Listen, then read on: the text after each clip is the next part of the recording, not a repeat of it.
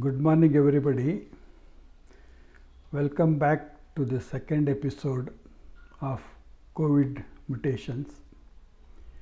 In the previous segment, we have learnt what is mutation, how does it occur, what are the genetic mechanisms, and about the UK variant B117, what is its importance. In this present segment, I would like to take up what are the genes and what are the mutations, what are the effects, the main ones which are studied, and what are the mutations of significance or importance as considered by the WHO, what is their impact, and about the recombination between the human and the animal strain and the drastic catastrophe from that. Then how the origin and development of a mutant, what do you mean by selection pressure, selection of mutants, and then what do you mean by immune escape variants, what are the local mutants which appeared in India, how does it affect our healthcare strategies or methods, and what is the conclusions, some of these aspects. Now, in this UK variant, which is called B117, 4 genes are involved. The genes are ORF, ORF1AB. ORF means open reading frame. S gene, that is spike gene. Then N gene, N is nucleoprotein gene, and ORF8, 4 genes. ORF1AB, 5 mutations. Spike protein gene, 8 mutations, and N gene, 2 mutations, and ORF8 gene is 2 mutations, 3 mutations. So 5, 8, 2, 3. Totally about 18 mutations have occurred in this. Of these, the important ones are mainly from the spike gene, that is N501Y, then the HV6970, P681H, that is spike protein ones, and then the ORF8, that is one mutation. Now, a little information, I told you already that this the N501Y, 501 means 501st amino acid. NY means the asparagine is substituted by the tyrosine.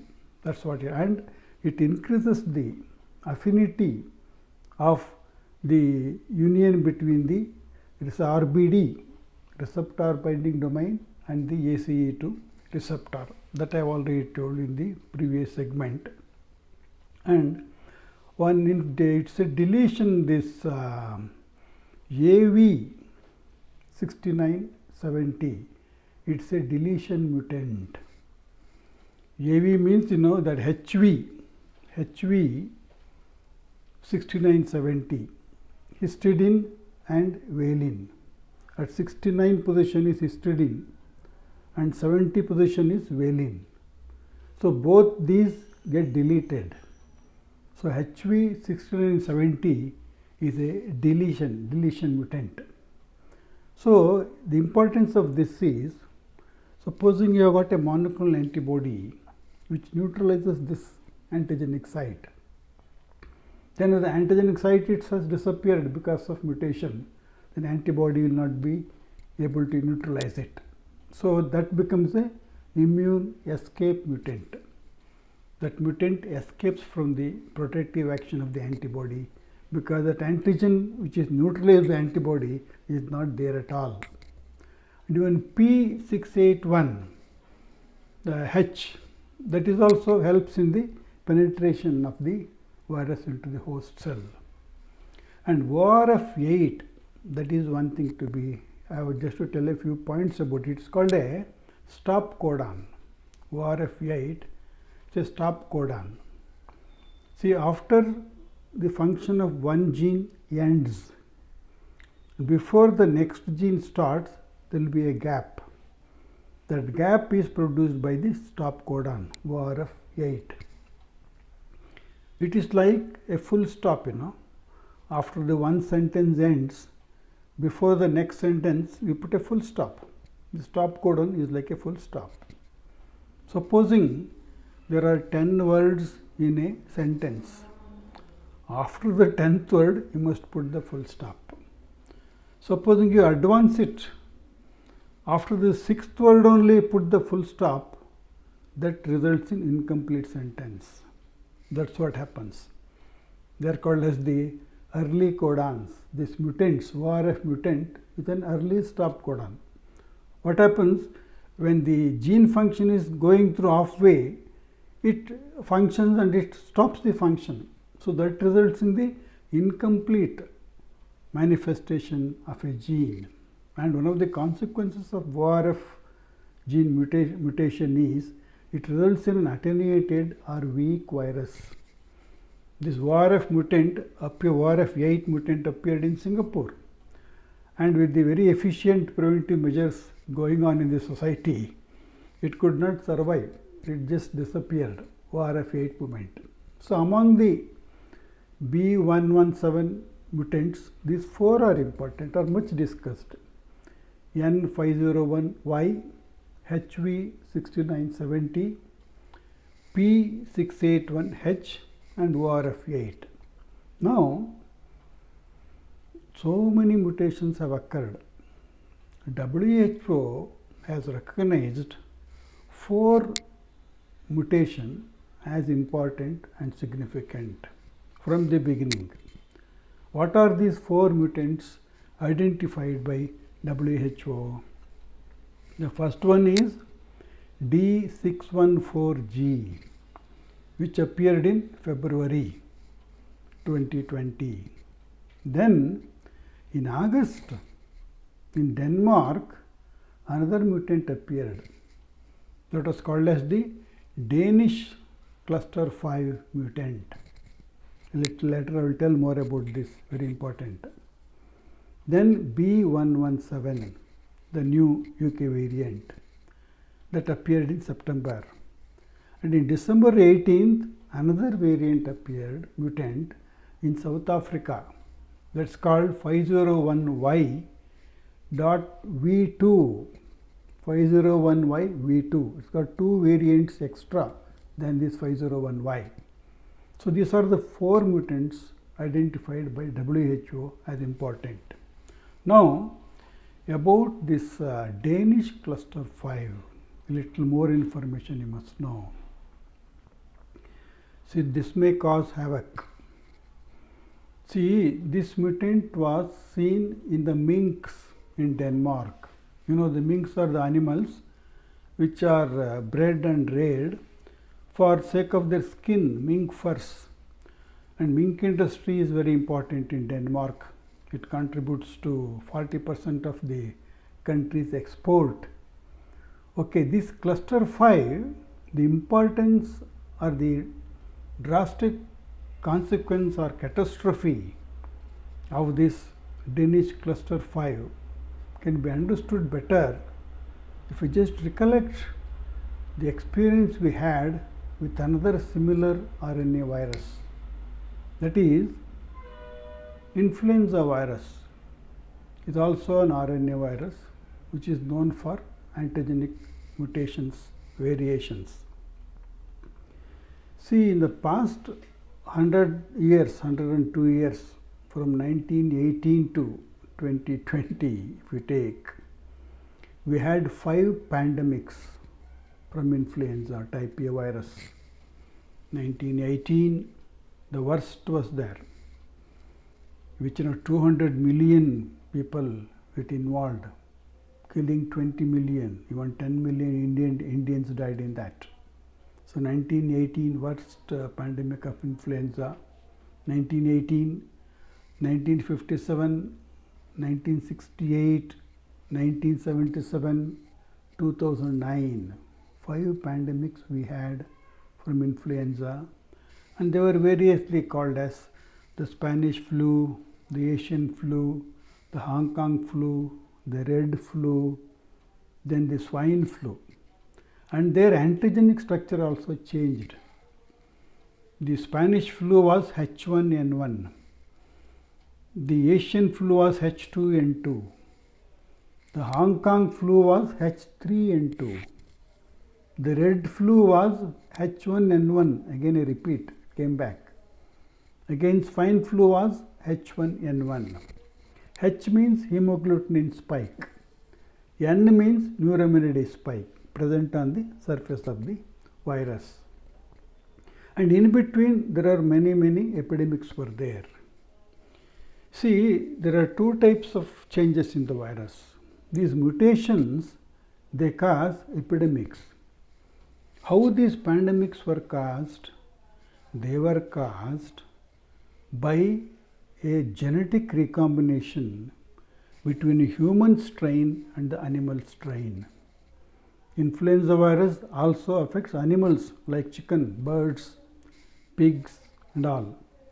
So when there is genetic recombination between a human strain and an animal strain, a hybrid virus is produced, which is totally a new virus antigenically, against which there is no immunity at all in the community. It is like releasing a new virus in a virgin population. Virgin, I mean immunity wise. So it spreads like wildfire from continent to continent, sweeping millions of individuals.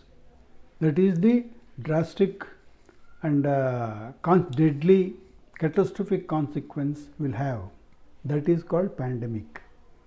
So what I mean to say is, all pandemics in influenza we had, they were caused by the genetic recombination between a human and the animal strain. This mutation causes only minor epidemics, not the pandemic.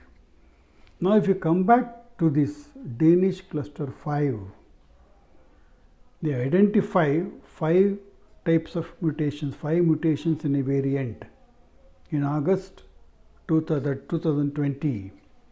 Okay, in November, there were about 12 human cases also by this cluster 5 mutant.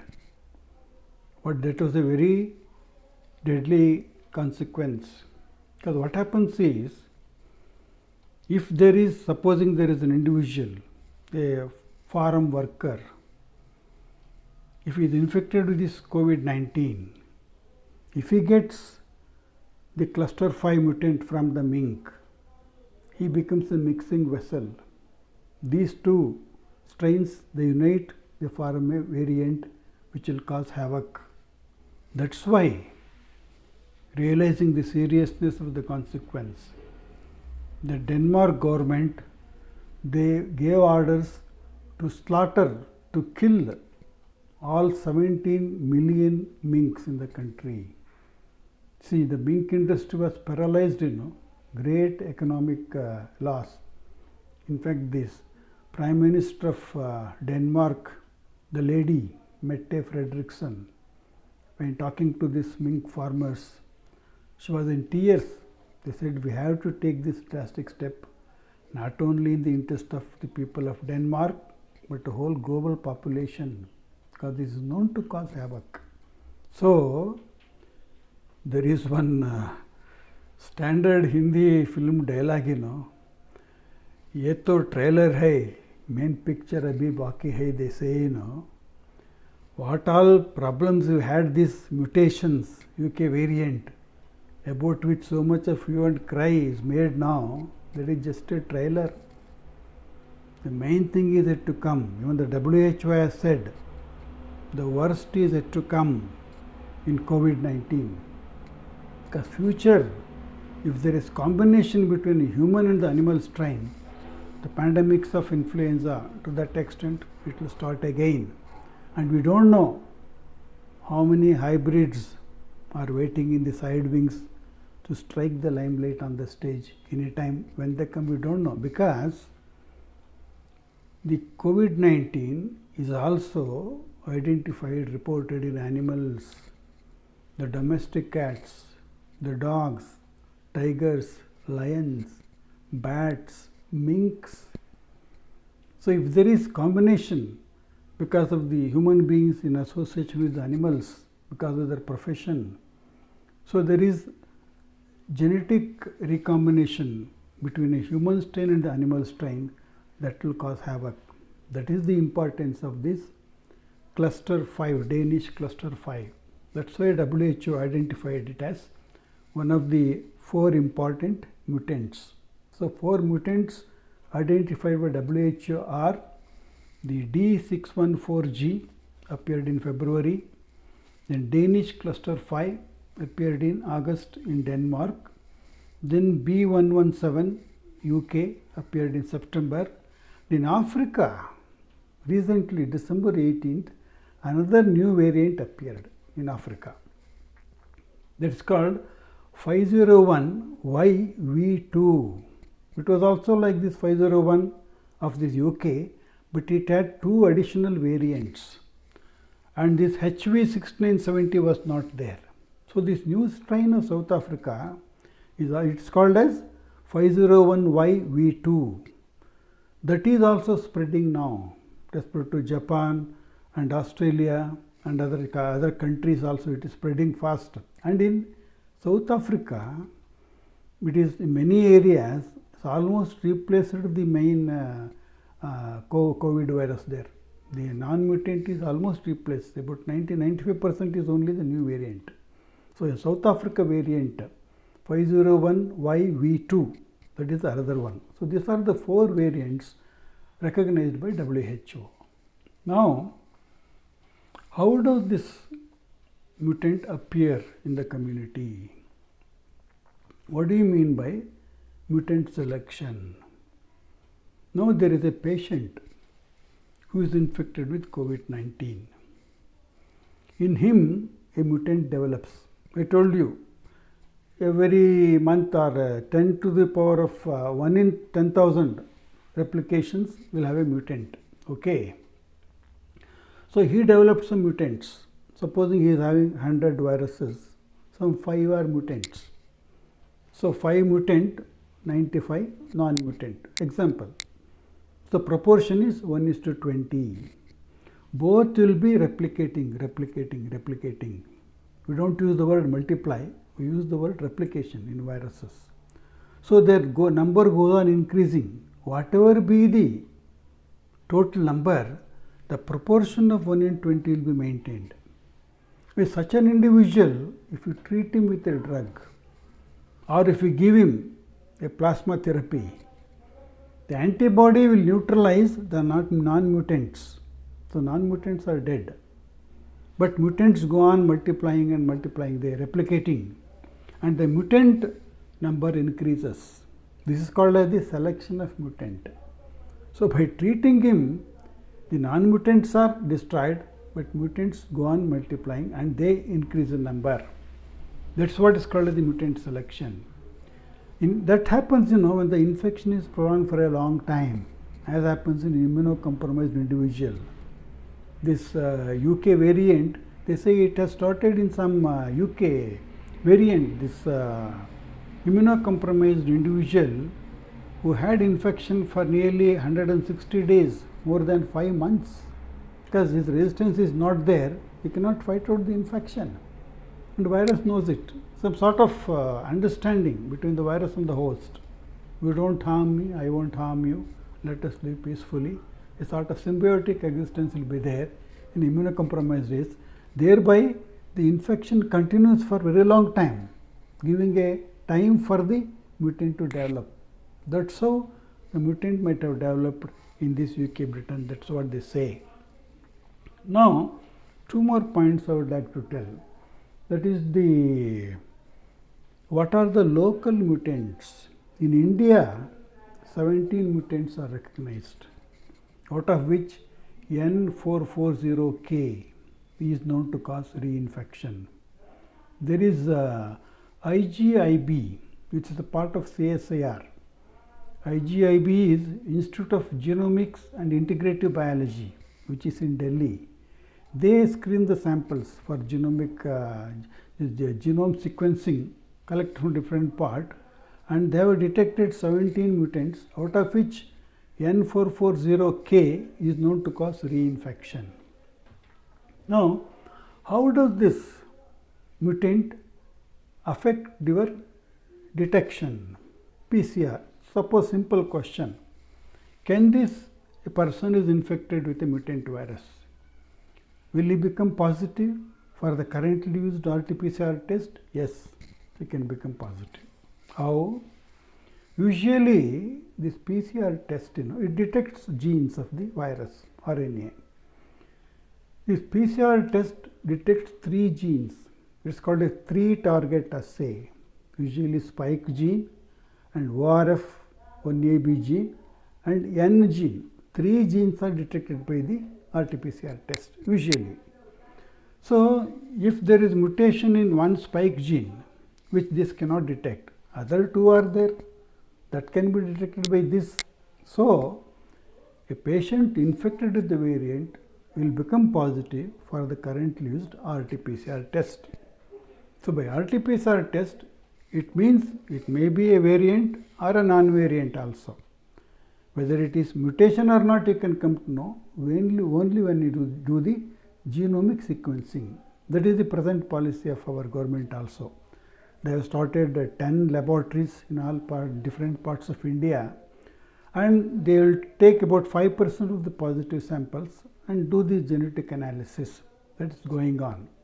That's about, and it is known that the antigenic variation or the mutant doesn't affect the efficacy of the vaccines. See, there are nearly 200 antigenic sites or epitopes in that spike protein. So, if your mutation is in 1 or 2 sites, it doesn't affect at all. Your vaccine can protect you by tackling the remaining 198 sites. So, it doesn't affect the vaccine. So, these are the few things I wanted to salient features highlight. Now, concluding, summary, what is the few points you must know? Number 1 is the UK variant is called B117. It spreads fast, 70% faster. It affects middle age group mainly, not the old age, but 80 to 90% are less than 60 years old. Middle age group it affects. And it can be detected with the current PCR test itself. And the vaccine is quite good against this. Now, I just want to tell 2 points. See, there should not be undue fears, See, you should be careful, okay? But unfounded fear is not correct. It is being hyped, too much of amplification. They say it is very, very deadly and all. No, not at all. It is not, clinically it is not known to cause severe disease at all. See, the very fact that it spreads very fast, what does it mean? An infected person is coming out and doing his routine work, moving around. That's why he is spreading. If it produces a very severe disease, he will be bedridden in the house. He won't move around spreading it. So, unless he is exposed to that super spreading events. Another point here is, COVID doesn't spread in the normal population which are scattered. 90 to 90% of the spread of COVID is only when there is overcrowding, hundreds and thousands of people. That is called as the super spreader events. What are the super spreader events? Markets, shopping malls, weddings, restaurants, or these religious meetings. See, recently I had been to Jayanagar 4th block, if you see there, you won't believe that there is corona at all. It is free for all. Everybody is moving around, crowding is there, people have forgotten corona, no fear at all. They will just have a mask in the beard region, nose and mouth is open, they are eating and moving around. And this is very unfortunate, What is the use? We academicians discuss in detail about this genetics and mutations in the YouTube and WhatsApp. You see what is happening in the society. So I get frightened to see in the marketplace. So that is very important. So fear should not be there. It's a mild one. So the threat is more than what is required. At the same time, what is the problem of this COVID-19? It spreads fast. What does it mean?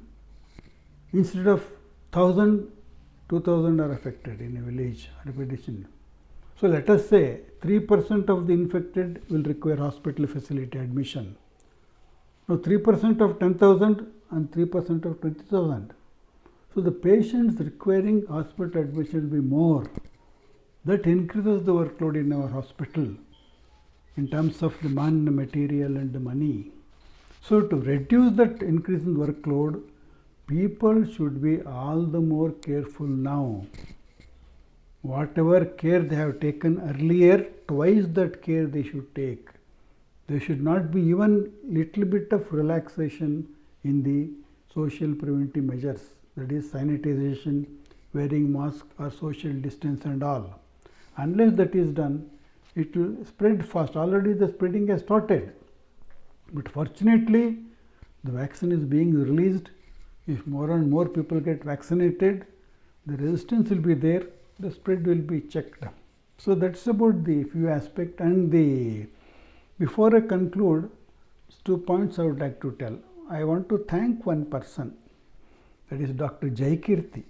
Dr. Jaikirti Rangaya is a senior consultant microbiologist and chief of hospital infection in Epsom and St. Helier University Hospital, London. He is working there for the last 14-15 years. Before going to UK, Dr. Jaikirti was our colleague in Vaidehi Medical College. And after going there also, he will be in touch with me. Now and then we will be talking. So recently while discussing, he shared many of the information, the first-hand information from UK, and that has helped me to make this video. So I am thankful to Dr. Jaikirti for being a resource person for part of this video. Thank you, Dr. Jaikirti, wherever you are. That is one thing. And lastly, there is a very sane and sober slogan given by our Honorable Prime Minister Narendra Modi. That is, don't panic, be vigilant. That is very important.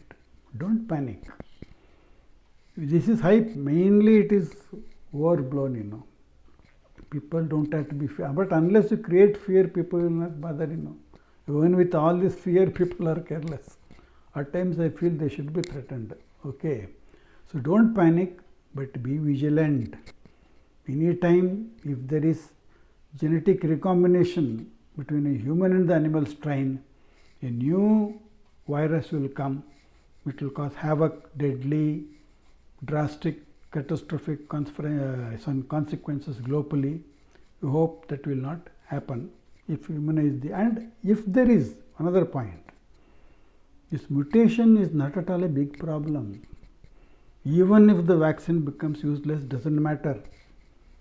Vaccine institutes have told very clearly, we can prepare another vaccine within 6 weeks using the mutant strain only. That's what's happening in influenza. Every year, different vaccines they produce. You can use a mutant virus and prepare a new vaccine. So mutant is not a very big problem for producing vaccine. Within 6 weeks, they can prepare vaccine from the mutant strain and immunize individuals. So definitely there is a hope. So these are the few points I thought common man should know about COVID mutations. Thank you very much for your patient hearing. Thank you.